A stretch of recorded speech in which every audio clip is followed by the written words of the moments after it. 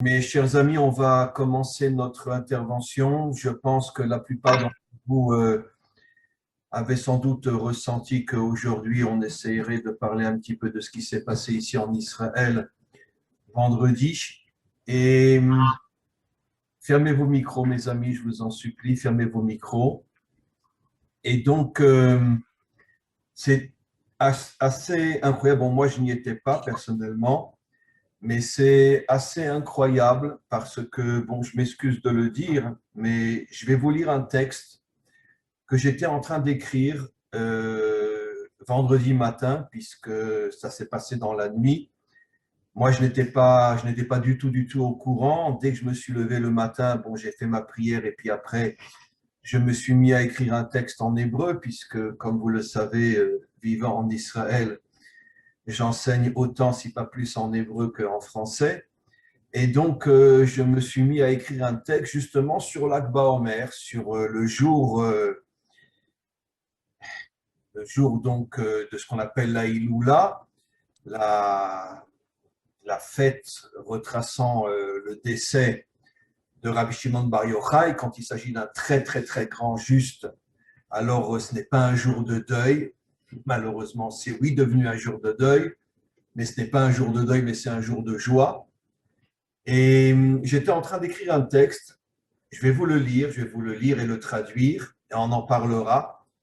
Et presque quand j'allais terminer mon texte, je vous dis vraiment des choses de ma bouche à Hachem, je ne mens pas, vraiment, je suis très, très transparent.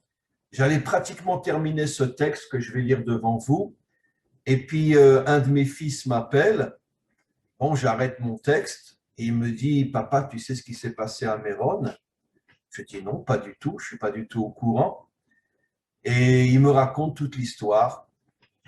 45 morts, la Vallonne mérite du mot Adam, 45 morts, presque 200 blessés, et, et la grande majorité de ceux qui sont décédés sont des jeunes, voire même des enfants de 12-13 ans. Il y a bien sûr des personnes âgées aussi, ou dans l'âge mûr, mais la grande majorité sont des enfants. Et j'étais absolument pas au courant. Et dans mon texte lui-même, que je vais vous traduire dans quelques instants, je termine par cette phrase, on vient de me téléphoner pour me dire ce qui s'est passé à Méron, je n'étais absolument pas au courant. Et je dis, c'est absolument incroyable comment le texte que j'étais en train d'écrire, sans être absolument au courant de ce qui se passait, de ce qui s'était passé à 1 heure du matin à Méron, comme ce texte, il semblerait vraiment que c'est un texte qui vient d'en haut, parce que comme vous allez le voir, c'est stupéfiant. Je parle de notions qui se sont réalisées malheureusement à Méron. Alors, je vais commencer le texte avec vous. Et bon, c'est un texte en hébreu, donc je le traduis directement en français. Et on en parlera bien sûr après. Alors, j'écris. L'Agba Omer, l'Ag, c'est-à-dire le 33e jour du Homer, tombe dans l'attribut divin, puisque vous savez qu'il y a 49 jours qui séparent la sortie d'Égypte du don de la Torah. Le don de la Torah, c'est le 50e jour, et chaque jour correspond à un attribut divin. Et le jour de l'Akba Omer correspond à l'attribut divin qu'on appelle Od Sheba Od. La semaine, c'est la semaine de Od, et le jour de la Iloula de Rabbi Shimon Bar Yochai, c'est Od Sheba Od. C'est-à-dire, je vais expliquer, ne vous inquiétez pas, les filles à Sod, d'après les explications des maîtres des secrets, Od Sheba Od ou Adin Sheba Din. La sphira Od Sheba Od fait allusion à la rigueur de la rigueur. Ça veut dire, en français, l'extrême rigueur. Une rigueur absolument incroyable. Et je pose une question, comment ce jour peut-il être appelé l'extrême rigueur? Et encore une fois, je ne suis pas du tout au courant de ce qui vient de se passer à 1 heure du matin à Méron. Et je pose la question, pourquoi ce jour s'appelle la rigueur de la rigueur, alors que le mot Od veut dire la reconnaissance, dire merci, comme on l'a souvent expliqué entre nous, le premier mot qu'un juif dit lorsqu'il ouvre les yeux le matin, Modé Ani, je te suis reconnaissant, Hachem, de m'avoir redonné la vie. Et le premier mot qu'il sort de sa bouche, c'est le mot Modé, qui veut dire merci. Ah donc, je pose une question, comment ce jour peut être, d'après nos maîtres, la rigueur de la rigueur, l'extrême rigueur, alors que c'est un jour de grande reconnaissance, au point que, au moment où j'écris ça, je suis en train de m'imaginer ce qui se passe à Méron, des danses, des chants, etc. Et là, j'explique, mais il faut comprendre que la véritable reconnaissance, le véritable merci, est précisément dans les temps d'obscurité, quand la rigueur est extrême et que l'homme arrive à dévoiler la lumière qui se cache à l'intérieur de l'obscurité. Je l'ai souvent expliqué, quand tout va bien et qu'on a une vie très agréable, même si on est quelqu'un de croyant et qu'on dit merci à Hachem, en vérité, on se dit merci à soi-même, parce que finalement, on kiffe, on est content, on est heureux, on est bien. Bon, alors si on est croyant, on n'oublie pas que peut-être ça vient aussi de lui, mais bon, c'est un merci très superficiel. Le vrai merci, la vraie reconnaissance, comme j'explique dans ce texte, c'est quand on se trouve en pleine obscurité, lorsque de grandes rigueurs s'abattent sur nous, et que malgré tout, on a cette émouna, on a cette confiance absolue que derrière cette obscurité se cache un bien inimaginable. D'ailleurs, c'est le cours que j'ai monté ce matin sur mon site, que vous verrez, où j'explique, ce cours, je l'ai fait bien sûr bien avant l'histoire de Méron, mais c'est absolument incroyable, je l'ai fait il y a quelques jours, juste avant l'histoire de Méron, où j'explique que Dieu se cache dans le mal plus qu'il se cache encore dans le bien. Écoutez, ce cours, c'est un cours absolument extraordinaire. Et donc, j'ai souvent expliqué dans mes cours que dans ce monde, en vérité, nous n'avons strictement aucune compréhension de la manière dont Hachem dirige le monde. Et comme je l'ai souvent expliqué, et je vais continuer mon texte, ce qui est absolument incroyable, c'est que les plus grandes lumières d'Hachem se cachent précisément dans les situations qui, vues de l'extérieur, sont les plus obscures et les plus malheureuses. J'ai souvent donné cet exemple, je m'excuse de le répéter pour la milliardième fois, mais en 1945, on sort de Auschwitz, et en 1948, 3 ans seulement après, on fête la renaissance d'Israël sur sa terre. En 3 ans seulement, qui ne comprend pas que derrière cette situation incompréhensible et inexplicable se cachait une lumière qui se dévoile 3 ans après, la renaissance d'Israël sur sa terre. Et donc, je continue mon texte. Donc, encore une fois, que l'homme doit arriver à comprendre et à dévoiler la lumière qui se cache au plus profond de l'extériorité. Parce que la lumière la plus forte se cache toujours dans l'obscurité la plus forte. Et c'est la raison pour laquelle aussi, j'explique, Rabbi Shimon Bar Yochai, le maître du Zohar, a eu le mérite de dévoiler le Zohar précisément dans cette période qui a été l'une des périodes les plus dures pour le peuple juif. Les Romains étaient déjà en Israël, il n'y avait que des massacres inimaginables. Les Romains avaient l'intention de liquider les 2 tiers d'Israël, puis d'exiler après le tiers qui resterait. C'était une période de très, très, très, très grand malheur où, comme je l'ai souvent expliqué, hommes, femmes, enfants, nourrissons étaient pratiquement tous les jours massacrés par milliers, par dizaines de milliers. Et Rabbi Shimon Bar Yochai vivait cette période-là. Et donc une période de meurtre, d'assassinat venant des Romains. Lui-même a dû se cacher dans une grotte pendant 13 ans parce que sa tête avait été mise à prix, parce qu'il faisait partie de la minorité des maîtres d'Israël qui pensaient qu'il fallait continuer à se battre contre les Romains, quitte à ce que le sang coule encore plus qu'il ne coulait déjà. La grande majorité des maîtres d'Israël pensaient qu'il fallait trouver un compromis avec les Romains, mais lui faisait partie de cette minorité, peut-être 2, 3 sur des centaines, qui disait que non, on n'a pas le droit de faire un compromis avec les Romains, il faut continuer à se battre jusqu'au bout.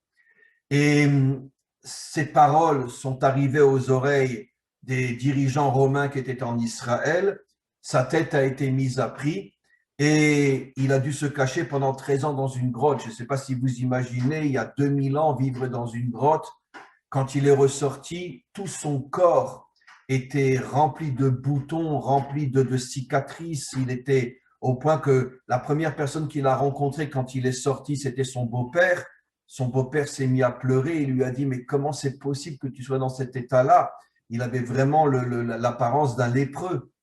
Et il lui a répondu, ça confirme ce texte-là, « Heureusement que je suis comme tu me vois, parce que si je n'étais pas comme tu me vois, je n'aurais pas pu dévoiler la lumière du Zohar. » Ça veut dire que Rajbi c'est les initiales, Rabbi Shimon Bar Yochai, Rajbi savait que précisément dans les moments les plus douloureux se cache une lumière inimaginable et ceux qui ont la émouna, ceux qui ont cette force, cette croyance véritable de ne pas se laisser impressionner par l'obscurité sont capables de trouver et de dévoiler cette lumière.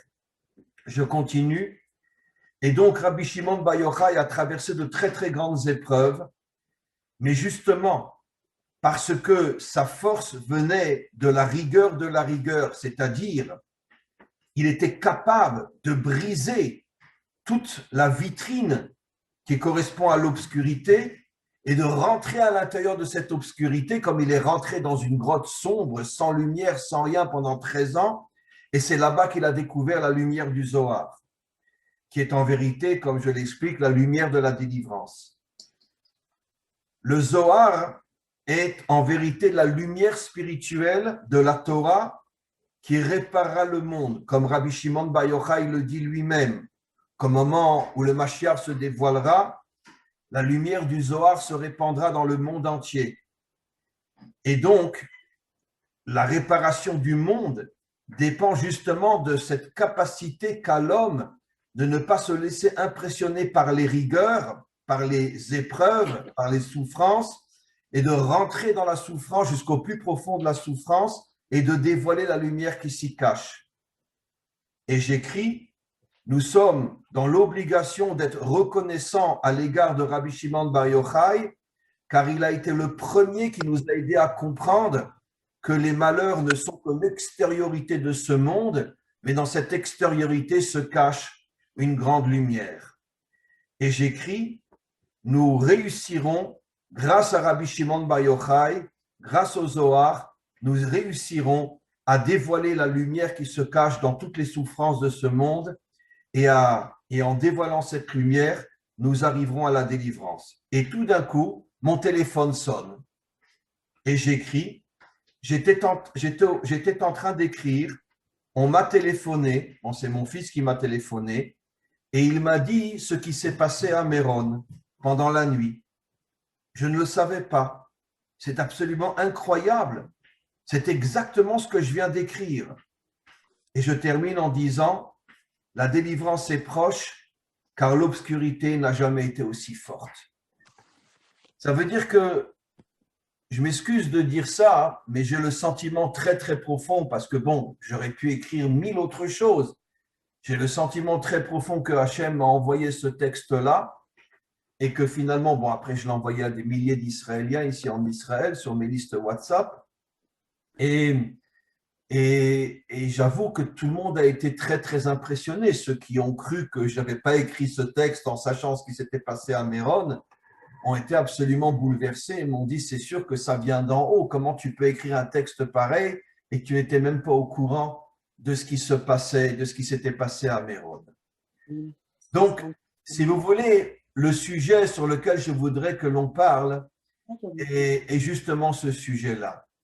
Je pourrais rapporter plusieurs autres exemples, comme je l'ai dit toujours, et ne m'en voulez pas si je parle d'Israël, mais comme je l'ai toujours expliqué, Israël n'est en vérité que le microcosme de tout ce qui se passe dans l'humanité tout entière. Mais à chaque fois qu'il y a eu des très, très, très grands dévoilements de lumière à l'intérieur de notre peuple, c'était toujours précédé par des périodes d'obscurité inimaginables. Donnons un exemple simple. Le don de la Torah a eu lieu, c'est explicite dans les versets, juste après la venue de Amalek qui s'attaque à Israël dès la sortie d'Égypte. Amalek vient, il nous attaque, bon, on arrive à le repousser, et quelques jours après, c'est le don de la Torah. Pourquoi fallait-il que Amalek nous attaque pour qu'il y ait le don de la Torah? Donnons un autre exemple. Le Baal Shem Tov, je pense que la majorité d'entre vous ont entendu parler du Baal Shem Tov, c'est le fondateur du mouvement qu'on appelle le mouvement chassidique. Il s'est dévoilé quelques années après, pratiquement jusqu'à la Shoah bien sûr, les plus grands massacres de Cosaques à l'égard des Juifs. Les Cosaques se sont répandus dans toute l'Europe de l'Est et ont massacré jusqu'à 2 ou 3 millions de Juifs. C'est une histoire que très peu connaissent parce qu'on n'en parle pas trop. Et il n'y avait pas, bien sûr, une famille qui n'avait pas perdu la moitié des siens. Et bien évidemment, on imagine qui était derrière et qui les avait envoyés, mais ce n'est pas le sujet. Mais quoi qu'il en soit, en 2-3 ans, pratiquement 2-3 millions de Juifs ont été assassinés, tête tranchée, etc., par le sabre. Et quelques années après se dévoile le Baal Shem Tov. Et donc, encore une fois, Amalek vient, on reçoit la Torah. Les Cosaques attaquent Israël. Quelques années après, se dévoile le Baal Shem Tov. Comme je l'ai souvent expliqué, c'est grâce à l'Inquisition que des milliers de Juifs sont revenus en Israël et ont reconstruit la ville de Tzfat et que finalement, la reconstruction et le retour d'Israël sur sa terre a commencé pratiquement à petite dose, bien évidemment. Ça n'a rien à voir avec ce qui s'est passé ces dernières décennies, mais en tous les cas, à petite dose, le retour a commencé grâce à l'Inquisition. Et comme je l'ai souvent expliqué, le véritable retour, fin du 19e siècle, début du 20e siècle, où là, ce sont des dizaines de milliers de Juifs qui reviennent sur leur terre, bien avant, bien sûr, la création de l'État d'Israël en 1948, c'était malheureusement grâce à quoi? Grâce aux pogroms. Le pogrom de Kishinev, de Odessa, en Ukraine, en Russie, en Pologne, les Juifs n'en pouvaient plus et ils ont dit, bon, ben, on s'en va et ils sont partis en Israël. Donc, on s'aperçoit, mais encore une fois, c'est un modèle qui est vrai pour l'humanité tout entière et qui est vrai pour chacun d'entre nous en tant qu'individu. Il y a un phénomène absolument incroyable dans ce monde. Malheureusement, je ne dirais pas la majorité des hommes, je n'en sais rien, mais disons qu'une grande partie des humains, lorsqu'ils sont dans une épreuve, ils baissent les bras, ils baissent la tête, ils s'écroulent et ils passent complètement à côté de la lumière qui est cachée dans cette épreuve. Mais ceux qui arrivent à comprendre que l'obscurité, en vérité, n'est que l'extériorité de la lumière, c'est-à-dire que le maître du monde cache la lumière à l'intérieur de l'obscurité, ceux qui arrivent à le comprendre finissent par trouver cette lumière-là. Et maintenant, la question qu'on pourrait se poser, donc encore une fois, c'était ça le sens de ce texte-là. Donc, pourquoi justement, j'ai complètement oublié de terminer le texte, pourquoi justement ce jour signifie la reconnaissance, mais en même temps l'extrême rigueur? Parce que la véritable reconnaissance n'a de sens que quand tu traverses une grande rigueur et que tu ne te laisses pas abattre et que tu as le courage justement de surmonter cette douleur, de déchirer le voile et de trouver la lumière qui s'y cache. Maintenant, la question qu'on pourrait se poser, c'est pourquoi finalement Hachem a décidé de cacher les plus grandes lumières à l'intérieur des plus grandes épreuves? Pourquoi? Alors, on a souvent touché ce problème-là, mais je reviens et je le redis parce que c'est une réponse qui est pour moi d'une importance extrême. C'est pour que l'on comprenne que la vie dans ce monde, en tous les cas jusqu'à la délivrance finale, bien que n'imaginez surtout pas comme on nous endort et on nous fait croire que quand le Mashiach va venir, après on va se retrouver sur une plage et on va passer sa vie à kiffer. Pas du tout, du tout, du tout, du tout. L'histoire humaine continuera avec ses hauts et ses bas d'une autre manière. Il y aura sans doute plus la débauche qu'il y a aujourd'hui. Il n'y aura plus les meurtres qu'il y a aujourd'hui. Il n'y aura plus les guerres qu'il y aura aujourd'hui. Mais des épreuves et des difficultés, il y en aura tout le temps. Mais en tous les cas, nos maîtres expliquent que ce monde et comme on pourrait dire comment on appelle ça? Euh, un terrain d'entraînement. Comment on appelle ça à l'armée, les soldats qui s'entraînent? Bon, j'oublie un petit peu mon français, c'est pas grave. Un champ d'entraînement. Et comment qu'on définit un bon soldat dans toutes les armées du monde? Mais sa capacité justement de surmonter toutes les épreuves de l'entraînement, et les meilleurs vont entrer dans des unités spéciales, dans des unités de commando ou des unités d'élite, etc. Les moins meilleurs dans des unités combattantes, mais qui ne sont pas au niveau comme je l'ai souvent expliqué, mais ce n'est pas seulement en Israël. Je ne veux pas citer de nom, peu importe. Comme vous le savez, j'ai enseigné pendant quelques années à l'armée dans les unités combattantes. Mais il y a des unités combattantes où parmi les épreuves que passent nos soldats, c'est aussi fou que ça paraisse, mais parce que ça peut leur arriver, il y a des séances de torture. Ça veut dire on torture des gosses de 18, 19 ans pour voir comment ils vont tenir, parce que si jamais ils sont pris du côté syrien ou du côté libanais ou peu importe où, c'est sûr que c'est ce qu'ils vont traverser. Et donc, s'ils arrivent à surmonter ces tortures, alors ils peuvent rentrer dans cette unité d'élite. Et donc, il y a des choses absolument incroyables, mais ce n'est pas que chez nous, évidemment. Dans tous les pays, les unités d'extrême élite passent aussi par des épreuves inimaginables. Mais pourquoi? Quel est le but? Mais pour faire de toi un véritable guerrier, pour faire de toi un homme qui n'a plus peur de rien, un homme qui est à un niveau qu'on ne peut même pas imaginer. Aucun d'entre nous n'est capable d'imaginer ce que sont ces soldats mystérieux que personne ne connaît, qui sont dans des unités d'élite inconnues dans tous les pays du monde, ce qu'ils ont traversé pour arriver à cet endroit-là. Mais comment ils ont pu surmonter une séance de torture? Comment ils ont pu surmonter le fait d'être jetés comme en Israël? Souvent, ils sont jetés dans le désert pendant 4 ou 5 jours, sans eau, sans nourriture, sans rien. Et il faut que de même, ils arrivent à retrouver le chemin pour sortir du désert. Et on les jette dans des endroits où, à vision humaine, il n'y a aucune raison, il n'y a aucune possibilité pour s'en sortir. Et finalement, ils arrivent, oui, à s'en sortir. Alors pourquoi? Parce qu'ils sont motivés par la certitude que s'ils arrivent à traverser ces épreuves pratiquement inhumaines, eh bien finalement, ils vont devenir les héros de leur pays.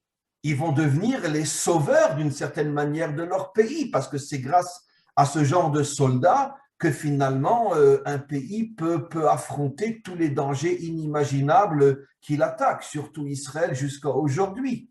Donc, on a besoin de former ces soldats à un niveau qui dépasse la compréhension, qui dépasse l'entendement. Et je peux vous garantir que même les parents ne savent pas ce qu'on fait à leurs enfants, parce que s'ils l'apprenaient, ils viendraient avec un fusil et ils fusilleraient tout le monde. Comment vous osez torturer mon fils? Donc, même les parents ne sont pas au courant de ce qui se passe au niveau de leurs enfants. Je parle vraiment dans les unités de très, très, très haut niveau. Et donc, eux ont compris que le but est de devenir, d'une certaine manière, bon, j'aime pas le mot sauveur, mais de devenir un gardien de leur peuple, un protecteur de leur peuple. Exactement de la même manière, il faut qu'on comprenne une fois pour toutes, malheureusement, le monde occidental fait tout pour nous détourner complètement du véritable sens de notre vie. Ça veut dire que le monde occidental fait tout pour que finalement on recherche le plaisir, la facilité, la tranquillité, l'argent, les vacances et tout le reste. Mais ça fait des millénaires que les maîtres nous enseignent que ce monde, on n'est pas là pour s'amuser. Alors évidemment qu'on a le droit d'avoir des vacances et on a le droit d'avoir des moments de bonheur. Évidemment, ne me prenez pas à la lettre. Mais comme un soldat, une fois qu'il a terminé son épreuve, on lui donne quelques jours de repos et il va s'amuser, évidemment. Mais c'est pour après mieux revenir dans l'obscurité. Nous, c'est exactement la même chose. Tous les plaisirs qu'on a dans ce monde ne sont que des moments où on se renforce pour retourner après dans l'obscurité. Parce que le véritable sens de notre vie sur Terre, c'est justement de devenir des héros, de devenir des hommes et des femmes qui atteignent des niveaux de émouna, des niveaux de force qui font que finalement, on n'a plus peur de rien. Plus rien ne peut nous écraser, plus rien ne peut nous faire peur. Et c'est pour ça qu'on est dans ce monde, dans cette partie de l'histoire jusqu'à la délivrance finale. Après, on verra déjà ce qui se passera. Mais croyez-moi, ça ne sera pas la plage et ça ne sera pas Saint-Tropez, ça c'est sûr. Mais quoi qu'il en soit, pour l'instant, on est sur un champ d'entraînement. Maintenant, ce n'est pas seulement le monde occidental. Depuis toujours, d'une certaine manière, l'homme a toujours refusé d'admettre le véritable sens de sa vie. Il a toujours essayé par tous les moyens de chercher le confort, le plaisir, la facilité, en pensant que c'est pour ça qu'il est sur Terre. Dans le monde occidental, ça a atteint des niveaux qui n'ont jamais été atteints dans toutes les autres civilisations, parce que l'idéologie véritable du monde occidental, c'est amuse-toi, sois un homme vide, soit un homme superficiel, soit un homme artificiel, c'est ce qu'on veut faire de toi. Donc, amuse-toi. Et évidemment, quand arrivent des épreuves, tout le monde s'écroule parce qu'on n'est pas du tout dans cette optique des choses. Mais en vérité, je le répète, le véritable sens de la vie, c'est tout le contraire. Et nos maîtres vont jusqu'à dire que seul un homme méritant, c'est-à-dire que Hachem s'est sondé son cœur et s'est sondé son âme, seul un homme méritant mérite d'avoir une vie authentique, c'est-à-dire de traverser des moments difficiles. Un homme superficiel, un homme artificiel, à propos duquel le maître du monde sait que ça ne sert à rien de l'éprouver parce que de toute façon, si tu l'éprouves, il va s'écrouler, il ne restera rien. Donc, d'une certaine manière, nos maîtres disent, Hachem lui dit, bon, bah alors, reste avec ton frigidaire plein et fous-moi la paix. Tu ne m'intéresses pas. Et donc, finalement, la pire des choses qui puisse arriver à un homme, c'est de rentrer tous les jours chez lui avec sa belle voiture, dans sa belle maison, le frigidaire est plein. Ma chérie, quand c'est qu'on part en vacances? Ben ça, c'est la pire des vies. Ça veut dire que c'est une vie de nullité totale, ça veut dire une vie de vide total. Une vie authentique est une vie où, encore une fois, ne me prenez pas à la lettre, je ne dis pas que tous les jours, 24 heures sur 24, on a des épreuves, qu'à Dieu ne plaise, mais une vie qui est parsemée de difficultés réelles, de manière à obliger l'homme à se dépasser, à se surpasser et à atteindre véritablement le véritable niveau de l'homme authentique qui est d'être un guerrier qui finalement finit par n'avoir peur de rien, ne jamais rebrousser chemin, comme disent nos maîtres, la véritable définition d'un homme, celui qui défonce tous les obstacles pour se frayer un chemin. Ça, c'est la véritable définition de l'homme. Donc, je voudrais juste terminer pour cette histoire qui s'est passée à Méron avec tout ce qu'on a expliqué. Après, bien sûr, on va passer à vos questions. Je voulais juste vous dire aussi que aujourd'hui, on ne va faire qu'1 heure parce que j'ai encore 2 autres cours aujourd'hui. J'ai un cours cet après-midi à 4 heures qui sera sur le site avec la communauté juive de Istanbul, les Turcs. Et ce soir, j'ai aussi un autre cours à 7 heures. Donc, j'ai besoin de me préparer et de ménager un petit peu mes forces aussi parce que 3 heures dans une journée, c'est énorme. Donc, quoi qu'il en soit, je voulais revenir maintenant à cette affaire qui s'est passée à Méron. Un jour qui est censé être l'un des jours les plus joyeux de notre calendrier, 45 morts, la majorité des enfants. Il y a eu 2 fois 2 frères qui sont morts aussi, 2 frères Ashkénazes et 2 frères séfarades qui sont morts. Ça veut dire donc, vous imaginez les parents dans quel état ils sont. Il y a un père qui a perdu son fils et il n'a même pas pu aller à l'enterrement de son fils parce qu'il est blessé à l'hôpital.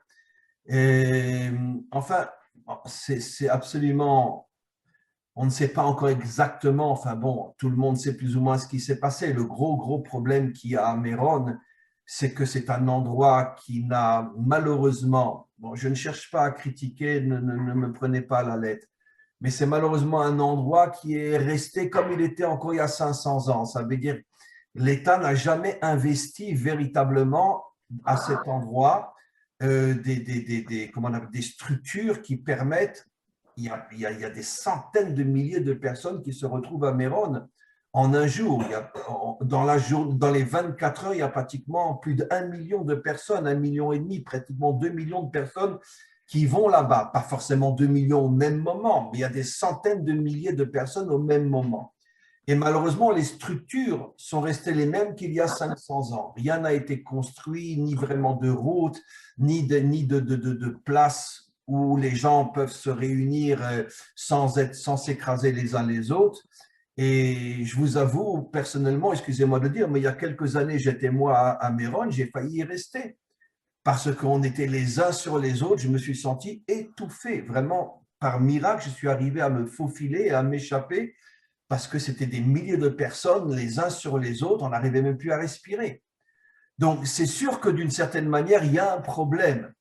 Il y a un problème, je ne vais pas maintenant sur le plan extérieur, que l'État n'a jamais véritablement rien fait pour construire cet endroit au point de permettre à des centaines de milliers de personnes de s'y retrouver sans être en danger. Un autre problème vient aussi de ceux qui y étaient, parce que, on le sait aujourd'hui, la police et même le ministère de la Santé avaient recommandé qu'il n'y ait pas des centaines de milliers de personnes là-bas, parce que malgré tout, c'est dangereux. Bon, les gens n'ont pas écouté, ils y ont été quand même, et finalement, bon, la police a cédé, et finalement, on s'est retrouvé avec des centaines de milliers de personnes dans un endroit qui n'est pas du tout construit et qui ne permet pas de tels rassemblements. Alors, tout le monde est plus ou moins fautif sur le plan extérieur. Ceux qui y ont été, les gouvernements qui, depuis la création de l'État d'Israël, n'ont jamais rien fait pour transformer ce lieu en un lieu où vraiment on peut y aller sans se mettre en danger.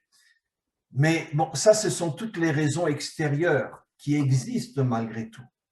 Mais la raison profonde, la raison véritablement cachée, celle du maître du monde, c'est évident que je pense que personne n'est capable de la décrypter, de l'expliquer.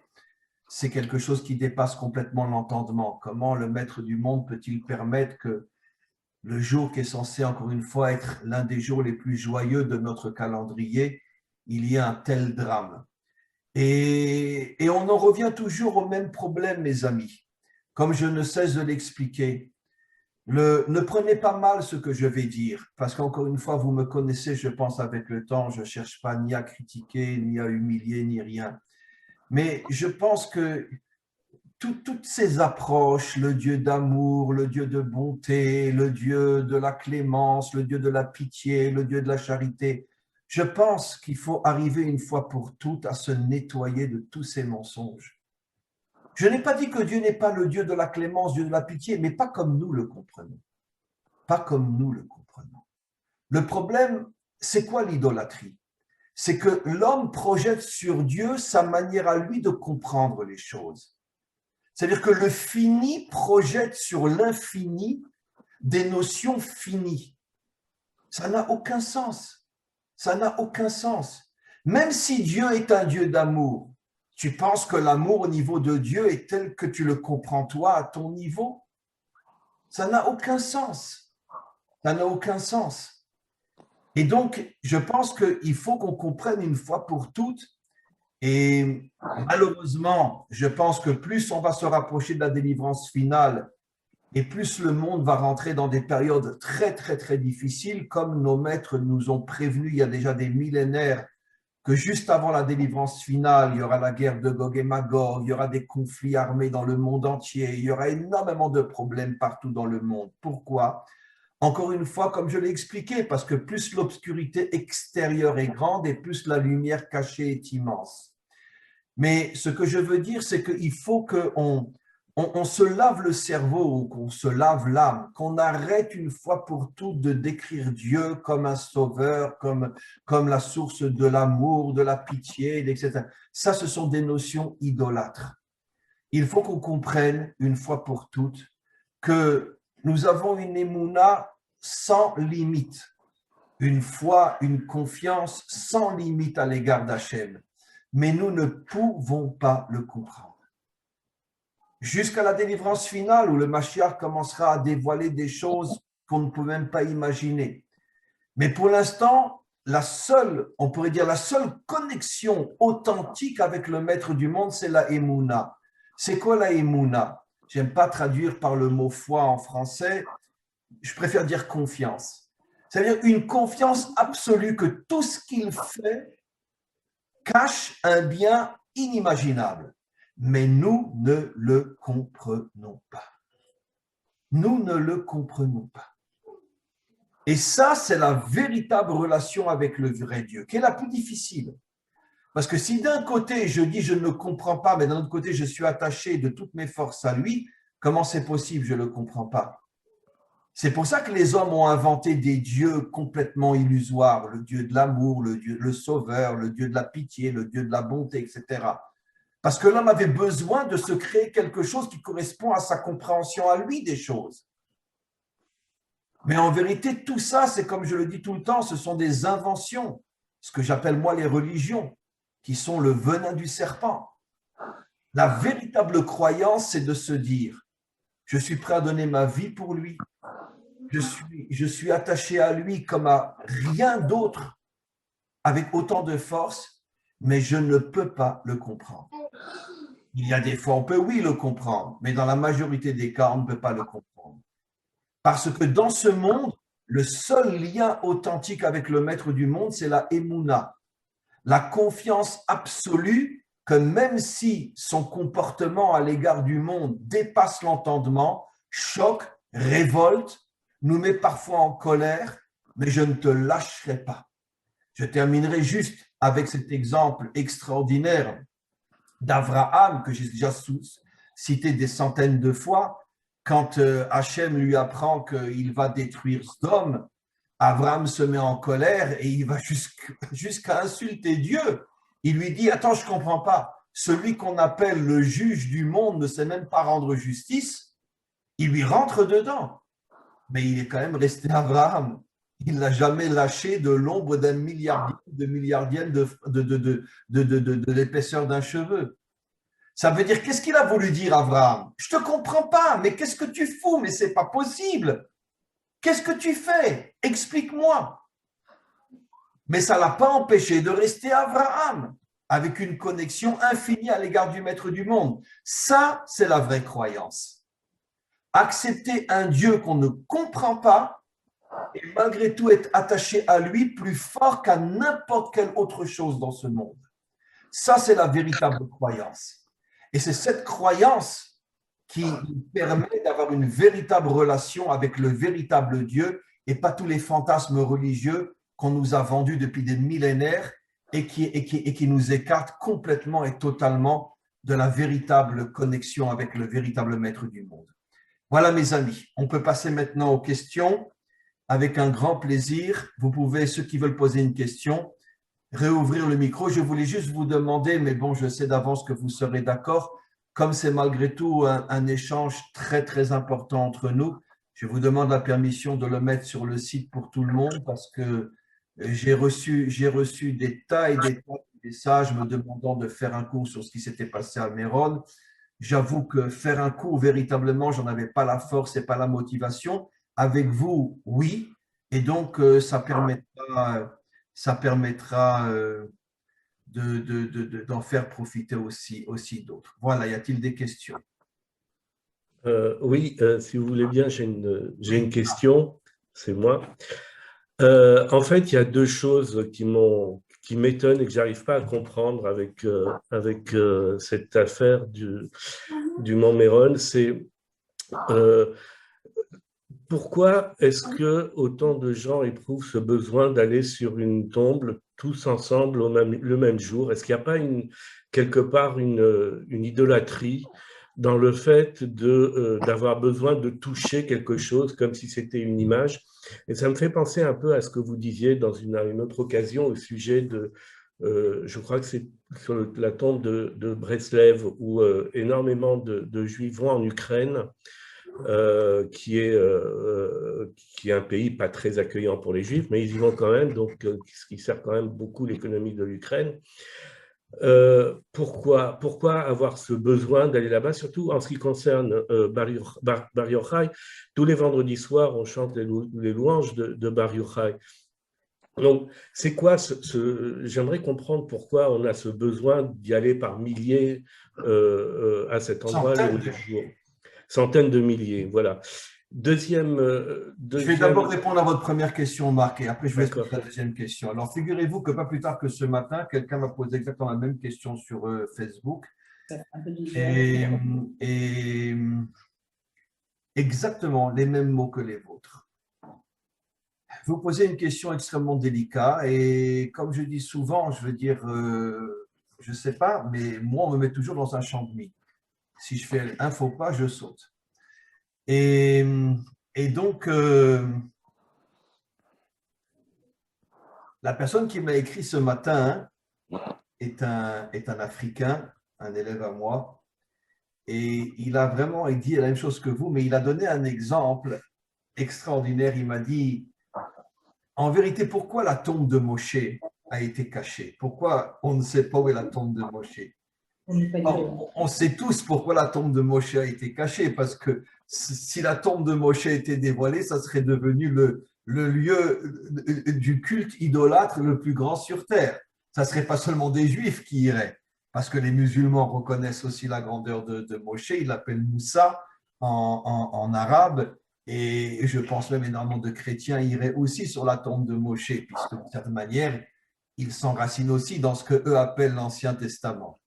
Et donc, ça serait devenu un lieu de culte idolâtre inimaginable. Et d'ailleurs, c'est ce que nos maîtres disent. L'une des raisons pour laquelle la tombe de Moshe a été cachée, c'est parce que Hachem savait très bien que ça allait devenir le temple idolâtre le plus grand de la terre. Écoutez, encore une fois, Marc, vous allez comprendre par mes allusions la réponse que je vais vous donner, mais par respect malgré tout pour ce qui s'est passé là-bas, je ne répondrai pas d'une manière trop claire. J'ai toujours expliqué, et ce n'est pas de moi, nos maîtres nous disent, que le Yetzer Hara, le mauvais penchant de l'homme, est exactement à l'extrême opposé du bon penchant de l'homme. Ce qu'on appelle en hébreu Zéléou Matzé, ça veut dire il y a comme une balance, plus le bon côté est grand, plus le mauvais côté est grand, mais dans son extrême opposé. À partir du moment où la mission ultime, profonde, authentique du peuple juif est de dévoiler la royauté d'Hachem, ça c'est son bon côté. Comme il est dit, en ce jour, Dieu sera roi sur toute la terre, en ce jour, il sera un et son nom sera un. Dans la mesure où la mission positive d'Israël est de dévoiler que la seule et unique entité face à laquelle on doit se donner entièrement, c'est le maître du monde. Le maître du monde a mis dans le peuple juif un Yetzer Hara, un mauvais penchant, qui est le culte de l'homme. J'ai souvent expliqué que ce n'est pas par hasard si Jésus est sorti du peuple juif et on en a fait le Fils de Dieu. Ce n'est pas les Juifs qui en ont fait le Fils de Dieu, ce sont les Romains, comme on le sait pour ceux qui ont l'honnêteté d'apprendre et de connaître la véritable histoire du christianisme. Mais quoi qu'il en soit, Jésus était juif. Il mangeait kasher comme on le sait, il accomplissait tous les commandements, et lui et tous ses élèves. Après, il s'est passé ce qui s'est passé, mais quoi qu'il en soit, c'est devenu d'une certaine manière, dans le peuple juif, la première fois qu'on a véritablement, à partir d'un juif, créé ce qu'on appelle le culte de l'homme. Maintenant, le culte de l'homme n'a pas disparu à l'intérieur du peuple juif. Que Hachem me pardonne, mais dans tous les mouvements, que ce soit le mouvement Breslev ou le mouvement Chabad ou le mouvement un tel ou le mouvement un tel, il y a toujours un maître qui, d'une certaine manière, est la couronne du mouvement. Au point que parfois, j'oserais presque dire que parfois, on n'en est pas conscient, mais on finit par oublier Hachem. Ça veut dire que je ne sais pas si je peux dire, j'ai le courage de dire, et je sais qu'on va me lapider, mais ce n'est pas grave, mais j'ai le courage de dire que le peuple juif, parce que justement sa mission est de dévoiler Dieu, son défaut est qu'il sombre très souvent dans le culte de l'homme. Et comme vous l'avez dit, Et le culte de l'homme, je ne parle pas le culte d'un mafionnaire, bien évidemment, je parle de gens bien, de gens extraordinaires. Le Rabbi de Lubavitch, il n'y a pas de mots pour le décrire. Rabbi Nachman de Breslev, il n'y a pas de mots pour le décrire. Le Baal Shem Tov, il n'y a pas de mots pour le décrire. Des gens, aucun mot ne peut même commencer à décrire l'ombre de leur grandeur. Mais d'un autre côté, on s'aperçoit qu'énormément de Juifs, finalement, sans en être vraiment conscients, remplacent Dieu par l'homme et se soumettent plus à l'homme qu'à Dieu lui-même. Pourquoi? Parce que c'est exactement la manière dont le monde a été créé. Si tu as été créé pour dévoiler Dieu, ton mauvais penchant, ça sera de te soumettre à l'homme. Et donc, je pense, d'une certaine manière aussi, comme vous l'avez dit, que cette présence absolument incroyable de pratiquement 1,5 million en 24 heures de gens qui circulent à Méron ce jour-là, chose qu'on ne voit nulle part, ni sur la tombe de Rabbi Akiva, ni sur la tombe de Rabbi Meir, même à Ouman en Ukraine, bon, ils en sont déjà quand même malgré tout à 300, 400, 500 000, 600 000. Bon, c'est vrai que ça va en augmentant. Mais là, c'est 1,5 million. Des fois, ça atteint même les 2 millions en une journée et demie. Je pense qu'effectivement, il y a un problème. Je pense qu'effectivement, il y a une exagération, bien que, encore une fois, Rabbi Shimon Bar Yochai est la plus grande lumière de tous les maîtres de la Torah, bien que Rabbi Shimon Bar Yochai porte dans le Zohar la lumière de la délivrance finale. Personnellement, j'étudie le Zohar pratiquement tous les jours. Je ne pourrais même pas imaginer de ne pas étudier le Zohar. Mais d'un autre côté, ça fait déjà pas mal d'années que je ne vais pas à Méron à Lag BaOmer. Parce que justement, je ressens qu'il y a une exagération. Il y a une exagération, il y a une exagération dans le culte de l'homme par rapport au culte d'Hachem. Et je vais demander à Hachem de me pardonner pour ce que je vais dire, mais on ne trouvera jamais toute l'année autant de monde au Kotel que sur la tombe de Rabbi Shimon Bar Yochai. Et ça, c'est la plus grande preuve de ce que vous avez dit, cher Marc. S'il y a 1,5 million de personnes en une journée chez Rabbi Shimon Bar Yochai, comment se fait-il qu'il n'y a pas un jour dans l'année où il y aurait 2 millions de personnes qui viennent durant la journée au Kotel? Or, ça ne s'est jamais produit.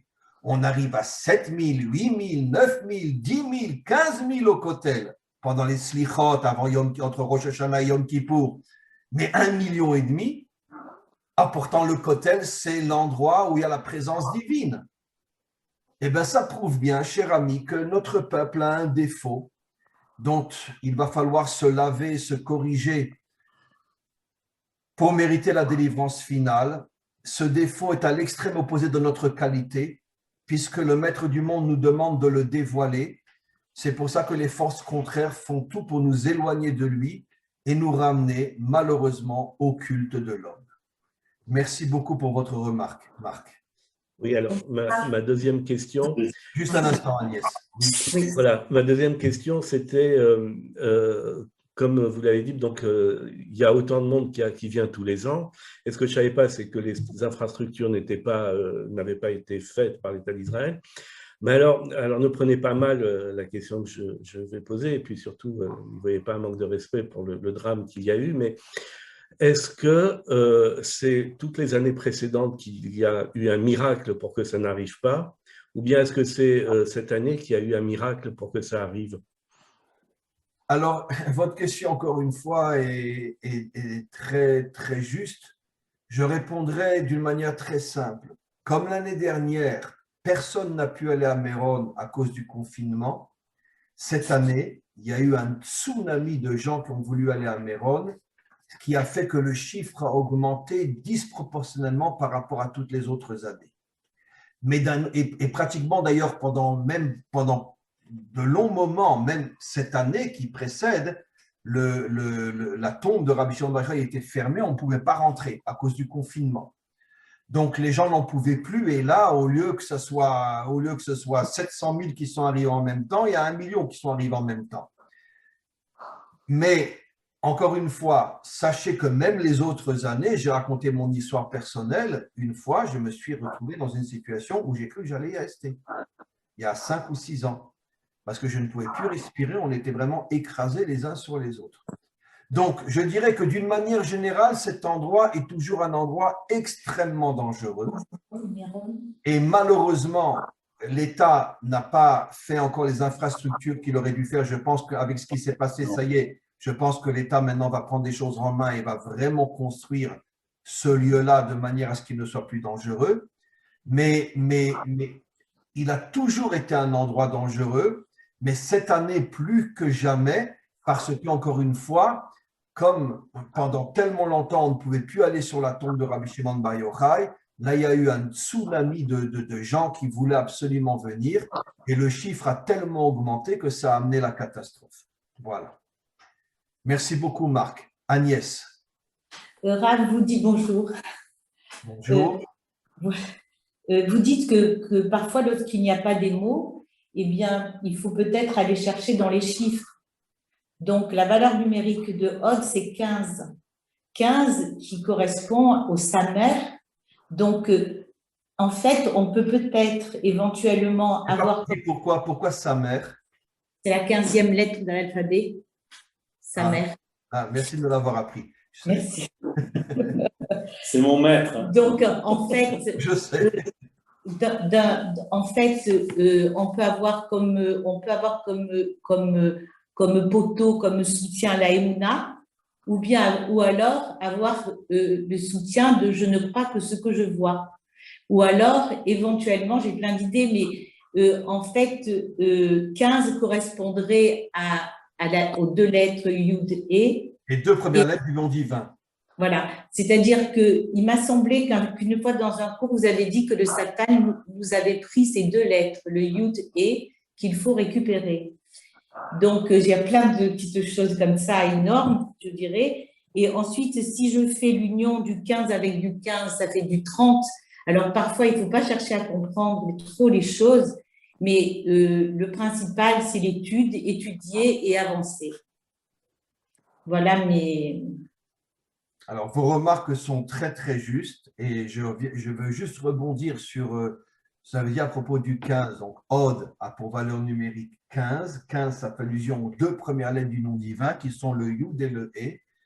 Et nos maîtres expliquent, je vais l'expliquer bien sûr d'une manière telle que tout le monde peut le comprendre, que la différence entre les 2 premières, le Yud et le E, et les 2 dernières, le Vav et le E, c'est que les 2 premières correspondent à Dieu tel qu'il est complètement au-dessus de notre compréhension. Alors que les 2 dernières, le Vav et le E, font allusion au moment dans l'histoire où on le ressent, où à notre niveau, on le comprend mieux, on va dire. D'accord. En tout cas, le Yud E fait allusion à la manière dont il dirige le monde complètement au-delà de notre compréhension. Au-delà de notre compréhension. Et donc, ça correspond justement à Od. Comme j'expliquais, Od, disent nos maîtres, c'est l'attribut de la rigueur. La rigueur de Dieu à l'égard du monde est complètement incompréhensible. Donc, je vous avoue, je n'avais jamais moi-même fait le lien entre Od et 15, qui fait Yud E. Et donc, votre explication correspond exactement à ce qu'on a expliqué, que l'attribut de la rigueur fait allusion à la dimension de Dieu qui dépasse complètement notre entendement. Maintenant, malgré tout, Amalek ne s'est pas attaqué aux 2 premières lettres, il s'est attaqué aux 2 dernières. Et pourquoi? Pour aller justement dans le sens que vous expliquez. Parce que lui, il voulait d'un Dieu incompréhensible de manière à détacher l'humanité de Dieu. Parce que Amalek savait que la grande majorité des hommes, s'ils ne comprennent pas Dieu, vont l'abandonner. Et donc, il a enlevé les 2 dernières lettres. Bon, ce sont des métaphores, tout ça, mais ça veut dire qu'Amalek, son idéologie, c'était de se battre contre un Dieu compréhensible, de manière à amener l'humanité face à un Dieu incompréhensible, ce qui pousserait l'humanité finalement à le rejeter.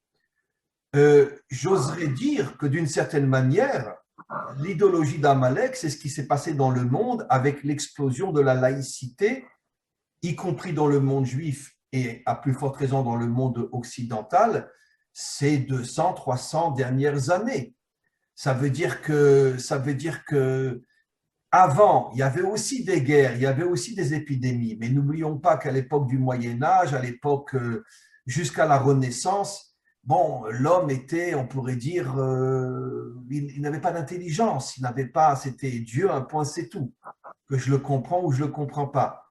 Et puis aussi, ce qu'il ne faut pas oublier, il faut beaucoup nuancer ce que je vais dire parce que c'est pas à prendre à la lettre, mais n'oublions pas que dans la religion chrétienne du monde occidental, on a introduit le phénomène du Satan, c'est-à-dire que le mal ne vient pas de Dieu, le mal vient du Satan. Ça veut dire qu'en vérité que Dieu est amour, mais si ça va mal, c'est la faute au Satan.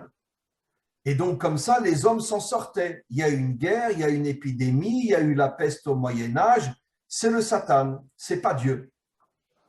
Par contre, à partir de la Révolution française, où l'homme a commencé d'une certaine manière, à développer son intelligence, etc., le monde industriel, le monde de la philosophie, etc., et que les guerres atroces ont continué, à ce moment-là, l'homme n'a plus compris. Et l'homme s'est dit, maintenant, ce n'est pas possible que Dieu existe. S'il existe, on peut expliquer comment on appelle ça, la peste espagnole, c'était, où il y a eu 20 ou 30 millions de morts. On peut expliquer c'était pas la peste, je me rappelle plus comment. La grippe espagnole. Oui, la grippe espagnole. On peut expliquer que les deux guerres mondiales ont fait plus de 70 millions de morts en 10 ans.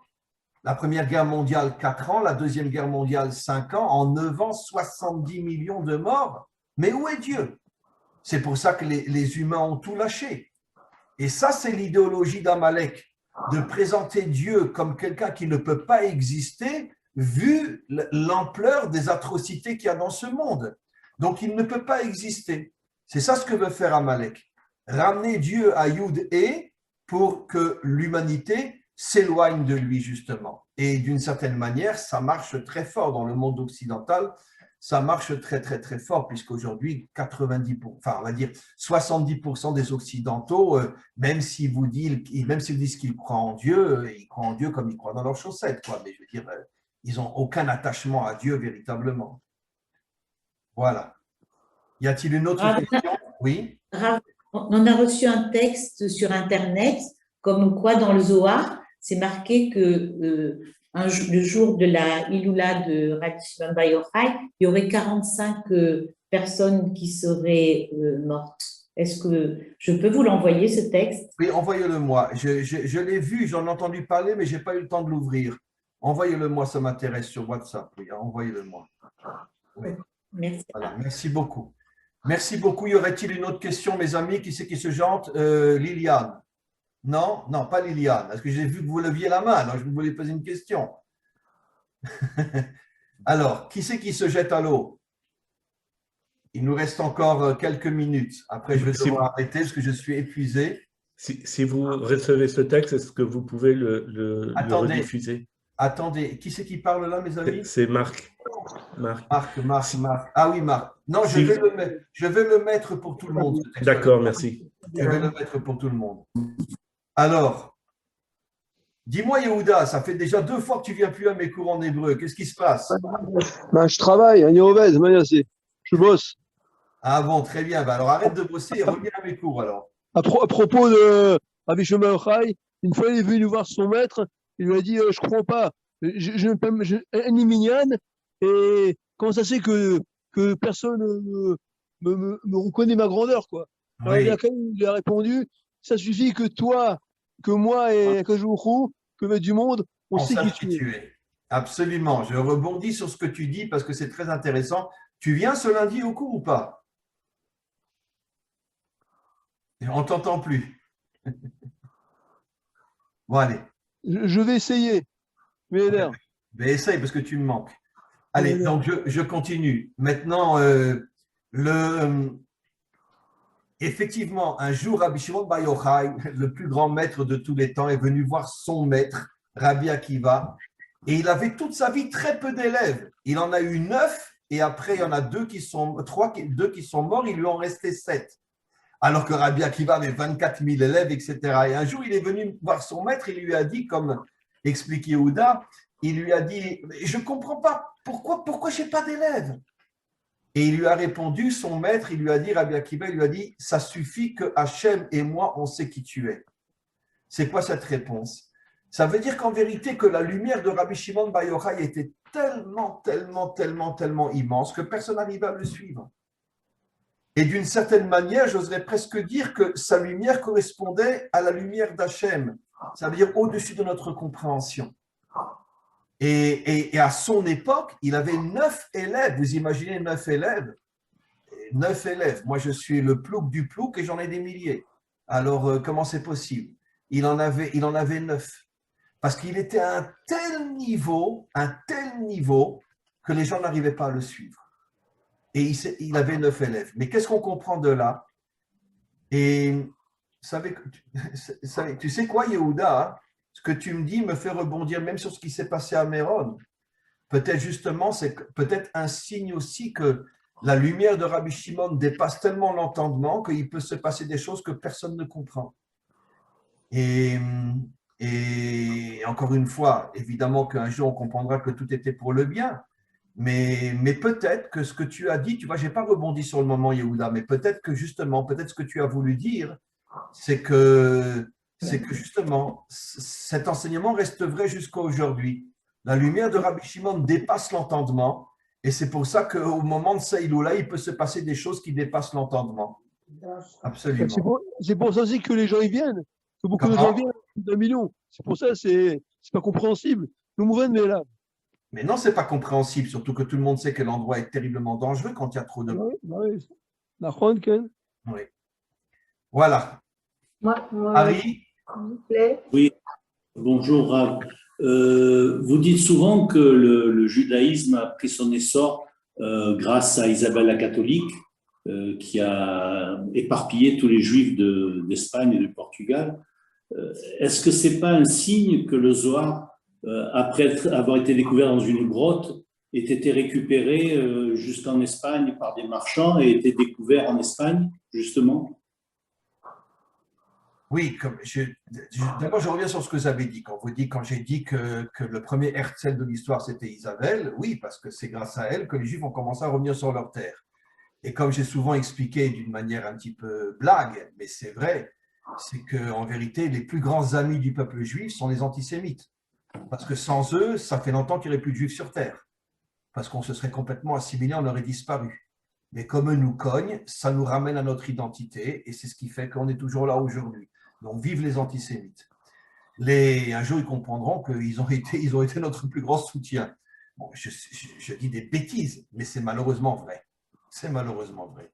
Donc, grâce à Isabelle la catholique, effectivement, des dizaines de milliers de Juifs sont revenus en Israël, ont reconstruit la ville de Tzfat, et c'est comme ça que finalement, à l'époque de l'Inquisition, l'idée du retour a commencé à germer sous la forme d'une graine, a commencé à germer à l'intérieur d'Israël, et cette graine n'a fait que se développer jusqu'au grand retour fin du 19e siècle, début du 20e siècle, et le très grand retour depuis la recréation de l'État d'Israël. Donc, c'est vrai que d'une certaine manière, c'est elle qui a été le déclencheur du retour en Israël. Maintenant, par rapport au Zohar, c'est effectivement très intéressant que le Zohar est resté caché pendant des siècles et des siècles, personne ne le connaissait, et il a commencé à se redévoiler aussi en Espagne. Mais je vais vous dire quelque chose à un niveau profond, c'est-à-dire pas au niveau historique. Au niveau profond, nos maîtres nous apprennent que la majorité de la tribu de Yehuda, qui est la tribu des rois, a été exilée en Espagne. C'est à la fin du prophète Obadiah. Le prophète Obadiah nous explique que la majorité de la tribu des rois, David, etc., Mashiach, a été exilée en Espagne. Il faudrait comprendre pourquoi l'Espagne, mais en tout cas a été exilée en Espagne.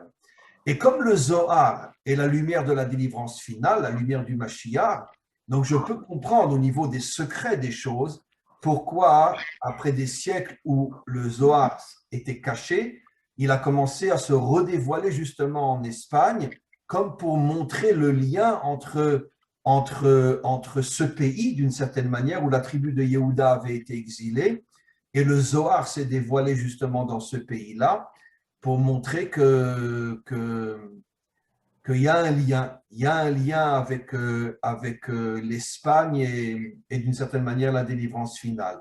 Pourquoi? Je vous avouerai très franchement que je ne sais pas.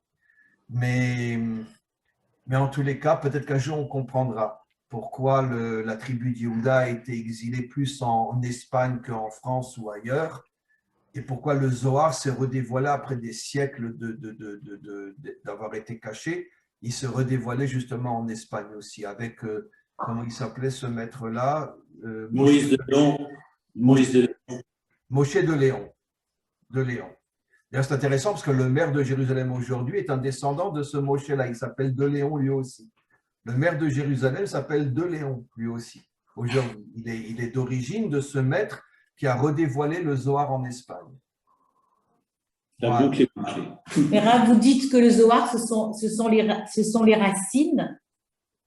Les racines, et vous dites, je me souviens bien, la Kabbalah, le tronc, et l'Aftara, les feuilles et les fruits. Donc, si le Zohar représente les racines, il faut que les racines, elles s'étendent. Oui, c'est pour ça que le Zohar dit clairement qu'au moment de la délivrance finale, le Zohar s'étendra dans l'humanité tout entière. Même au niveau des nations, il y aura des enseignements de Zohar qui iront dans le monde entier. Qui iront dans le monde entier, absolument. Et c'est ce qui amènera, entre autres, par rapport à la dimension spirituelle, c'est ce qui amènera la délivrance finale. Voilà, mes amis. Y a-t-il une autre question, Mireille? Oui. S'il vous plaît, j'ai juste quelque chose à dire. Moi, j'ai reçu ce matin une autre interprétation du paragraphe du Zohar qui circule. Et ça vient du Rav Raphaël Pinto, Oui. qui écrit que, en fait, ça a été mal traduit et mal interprété. Il est écrit, en fait, Rabbi Shimon Bar Yochai demande à Eliyahu Hanavi, pourquoi n'es-tu pas venu à mon cours? Ça fait quelques jours. Et il répond que Hachem lui a demandé d'aller sauver Rabbi Memona Saba, un tzaddik dans le Zohar, et ses amis qui ont été emprisonnés par les Romains. Et Eliyahu Hanavi a fait écrouler un mur sur les 45 soldats non juifs pour libérer Rabbi Memona Saba et ses amis. Il n'y a donc aucun rapport entre le Zohar et la traduction. D'accord. Je verrai quand j'aurai le texte, je verrai, il n'y aura pas de problème. Je vous l'ai envoyé. Je suis au courant de ce texte-là, mais je n'ai pas eu le temps de le voir encore. Voilà, mes amis. Écoutez, donc en tous les cas, je vais vous demander la permission de pouvoir me reposer un petit peu. J'ai un cours à 4 heures, j'en ai un autre à 7 heures. Et ce seront des cours qui seront bien sûr sur le site. Alors, à 4 heures, j'ai un cours avec la communauté juive de Istanbul. Donc, moi, je parlerai en hébreu et mon cours sera traduit en turc. Et donc, comme vous le savez, il y a une très grosse communauté juive à Istanbul. Et j'ai d'ailleurs beaucoup d'élèves à Istanbul. Et donc, voilà, ça sera mon premier cours avec eux aujourd'hui. Et là, je ne pense pas cette semaine, mais la semaine prochaine, le cours sera sur le site. Voilà. Alors, je voulais juste dire qu'on vous écoute depuis Séfarade, parce que je suis en Espagne. Et ici, on vous écoute, nous sommes nombreux à vous écouter depuis l'Espagne, donc depuis Séfarade. Et Séfarade, c'est, comme leur lettre indique, sa mère, c'est Sod. Oui. P, c'est Pshat. Oui. Resh, c'est Remez. Wow. Et Dalet. Exactement. Donc, en fait, c'est quand on met le Sod au début. C'est pour ça que le Zohar s'est fait sur Séfarade. Donc, je voulais vous le dire. Où vous êtes en Espagne? Où vous êtes en Espagne? À Madrid. Ah, c'est incroyable ce qu'elle vient de révéler. Je le répète, mais c'est de la folie. Le mot Séfarade, ça veut dire l'Espagne en hébreu. Et c'est les initiales des 4 parties de la Torah. Le Samer, le Sod, le secret, qui est la première lettre. Le P, le Pshat, le sens littéral. Le Resh, le Remez, le sens allusif. Et le Dalet, le Drash, des explications plus profondes. Incroyable. Alors là, il aura fallu que j'attende combien d'années pour avoir cette explication du mot séfarade. Merci énormément. Et bien maintenant, on a compris. Vous voyez, Harry, pourquoi tout se parle en Espagne? Parce que le mot séfarade contient les 4 parties de la Torah. Le sens littéral, le sens allusif, le sens plus profond et les secrets. Incroyable, incroyable. Jamais j'ai fait le lien entre les deux. Merci beaucoup, beaucoup à vous tous. Merci pour cette explication extraordinaire sur le mot séfarade. Et on se retrouve, si Dieu veut, la semaine prochaine.